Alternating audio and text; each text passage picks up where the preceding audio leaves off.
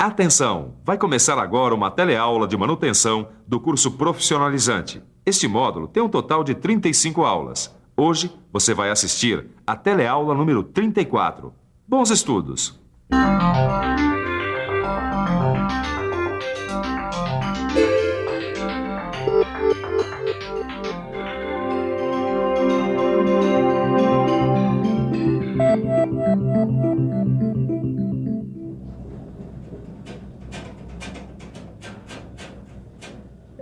Não precisa ser nenhum especialista para saber que essa vibração é sinal de algum problema.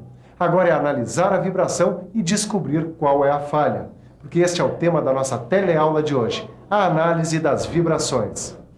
Nesta teleaula, você vai ver como é possível detectar falhas de componentes de máquinas por meio da análise de vibrações. Vai conhecer as grandezas que definem o movimento vibratório e os equipamentos utilizados para a captação e análise de dados.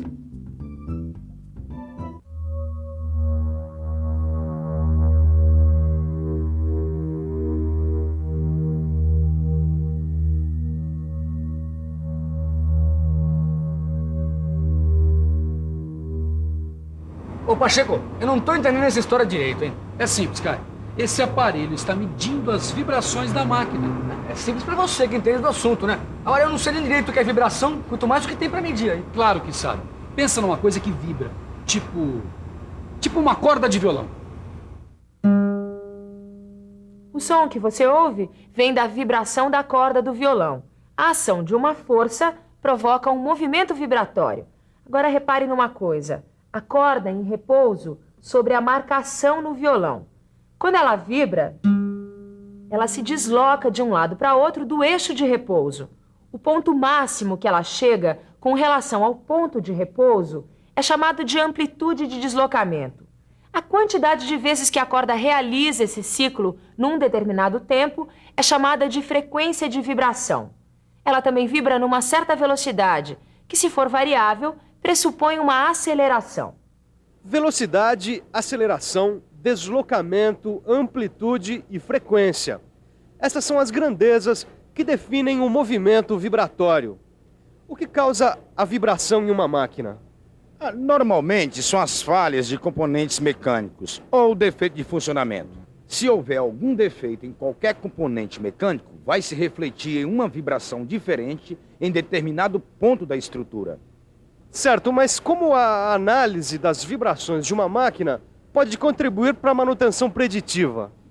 Através dela, a gente pode detectar e acompanhar o desenvolvimento de falhas nos componentes das máquinas. Dá um exemplo. Por exemplo, engrenagens defeituosas, rolamentos deteriorados, rotores desbalanceados, eixos deformados, entre outros.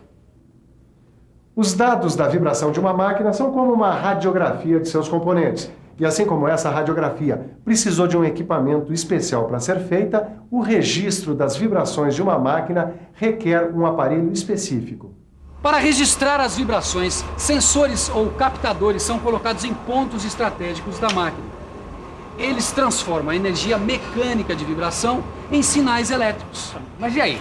E aí, esses sinais elétricos são enviados para aparelhos registradores ou analisadores de vibrações, como esse aqui, que indica o nível de vibração da máquina. Tá bom, mas eu não tô entendendo o que esse dado aqui quer dizer. Para isso é preciso um especialista, para interpretar os dados e gráficos. A maneira mais comum de representação é a da amplitude da vibração dada em função da frequência. Com a medição de vários pontos de amplitude de diferentes vibrações, representadas em formas de pico, podemos seguir ponto a ponto a variação de cada vibração e discriminar os defeitos dos componentes. Olha aí, picos da vibração. Se ele apresentar anomalias, quer dizer o quê?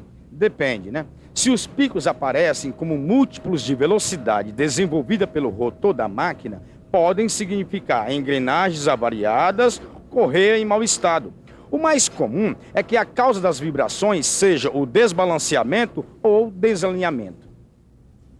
Ainda bem que eu não precisei de nenhum equipamento especial para descobrir que o problema com a minha lavadora aqui era o desnivelamento do piso. Mas nem sempre é tão fácil assim. Às vezes, basta olhar para o lado, que o problema pode estar vindo da máquina vizinha. O solo ou piso de alvenaria onde a máquina é fixada pode transmitir vibração de uma máquina para outra. A vibração de máquinas vizinhas podem criar picos com frequências não relacionadas à frequência do rotor. Será que é isso que está acontecendo com a retificadora? É o que o analista vai ter que decidir, porque esses picos podem significar um cabeçote desbalanceado, que pode ser devido a um campo eletromagnético diferente, que afeta o eixo porta-rebolo. Cada componente de uma máquina possui uma frequência própria de ressonância. Em regime normal de funcionamento, não se registrará duas frequências similares. Caso aconteça, um pico aparecerá no espectro. E esses são os únicos fenômenos que provocam modificações no espectro? Não. Tem também o que a gente chama de componentes aleatórios da vibração.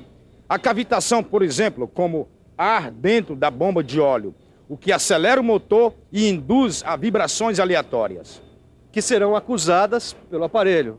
E isso, a análise também detecta outros problemas, como escamação nos rolamentos. A escamação das pistas do rolamento provoca uma ressonância no mancal, que seria registrada nas altas frequências na análise espectral. Mas tem uma outra coisa que também provoca vibrações de alta frequência: o atrito. Olha uma marca de atrito. E todo atrito provoca o mesmo tipo de vibração, né? Claro que não. A intensidade e a frequência de vibração vai depender da natureza dos materiais em contato e do estado da superfície. E tudo isso é captado por aqui, né? É, pelos sensores. Os sensores, como a gente já viu, transformam as vibrações em impulsos elétricos. Eles podem ser eletrodinâmicos, piezoelétricos ou indutivos. Eles diferem quanto ao sistema de detecção. Dos sensores, os sinais elétricos passam para o registrador de vibrações. E ele mede o quê? A amplitude das vibrações e sua frequência. E é isso o que permite identificar a fonte causadora das vibrações, não é? É, mas os dados devem ser anotados para a análise posterior. Ao contrário dos analisadores, que, ligados a um processador, analisam imediatamente os dados recolhidos, comparam espectros, etc. Pacheco, ainda tem um mistério aí. Qual é? Esse aparelho aqui coleta dados sobre frequência, deslocamento, velocidade de cada vibração. E qual é o mistério? É muita coisa diferente para uma medida só, né? Mas para cada coisa tem uma medida própria. Tem? Tem. A amplitude do deslocamento é medida em micrômetro. Um micrômetro é igual a 1 milésimo de milímetro. A trajetória completa de um ciclo, quer dizer, a frequência de vibração, é medida em hertz, que equivale a 1 ciclo por segundo. E a velocidade é medida em milímetros por segundo. Milímetros por segundo, velocidade, deslocamento, frequência, tudo isso é medido de cada vibração. É, a análise de tudo isso e a comparação de dados pode identificar um possível problema na máquina. Eu tô meio confuso, Pacheco. São tantos problemas diferentes com as máquinas ligadas às vibrações que o melhor é consultar a tabela com o resumo das principais anomalias ligadas às vibrações que tem aí no seu livro. E o bom também é fazer uma revisão. E atenção, se liga aí que é hora da revisão. Na teleaula de hoje, você aprendeu que através da análise de vibrações é possível detectar falhas de componentes de máquinas. Viu quais grandezas definem o movimento vibratório. E conheceu o equipamento utilizado para a coleta e registro dos dados das vibrações mecânicas.